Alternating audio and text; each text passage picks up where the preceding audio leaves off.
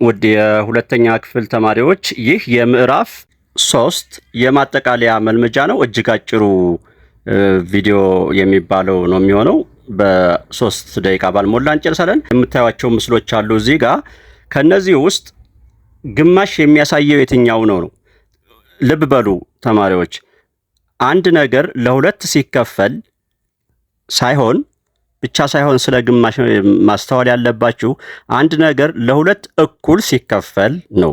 እኩል መከፈል አለበት እና እዚህ መጀመሪያው ምስል ላይ እንደምትመለከቱት ለምሳሌ ለሁለት ተከፍሏል፣ ነገር ግን እኩል ስላልተከፈለ ግማሽ የሚባል ነገር አያሳይም። ሁለተኛው ለምስል ላይ ግን ትክክል ነው። ይህ ግማሽ ያሳያል። ሌሎቹም እንደ ይሄም አይሆንም የዚህስ እዚህ ጋር እኩል የሚባለው እንደዚህ ቢከፈል በዚህና በዚህ ያሉት እኩል ይሆናሉ። በቃ ለትክክል ነው። እሺ ወደ ሁለተኛው ጥያቄ ደግሞ ስናልፍ ከሚከተሉት ምስል ውስጥ ሩብ የሚያሳየው የትኛው ነው? ይህም እንደዚሁ ነው። እንደመጀመሪያው ጥያቄ ሩብ ማለት አንድ ነገር ለአራት እኩል ተከፍሎ አንዱ እጅ ማለት ነው። ሀ መልስ አይሆንም። እኩል ለአራት ቢከፈልም እኩል አልተከፈለም። ለላይ ስንመጣ እንደዚሁ እኩል አልተከፈለም።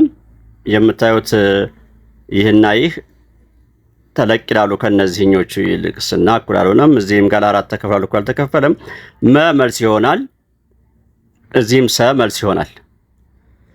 የመጨረሻው ሶስተኛው ጥያቄ ላይ ስንሄድ ዳሾቹን እንድንሞላ ነው። ዳሽ ግማሾች ዳሽ ሙሉ ይሆናሉ እና የዚህ መልስ ሁለት ግማሾች እዚህ ጋር ሁለት ግማሾች አንድ ሙሉ ይሆናሉ። ቀጣዩ ዳሽ ሩቦች ዳሽ ሙሉ ይሆናሉ። አራት ሩቦች አንድ ሙሉ ይሆናሉ።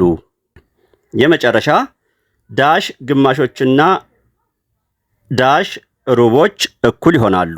ሁለት ግማሾችና እዚህ ጋር ሁለት እንሞላለን። አራት ሩቦች እኩል ይሆናሉ።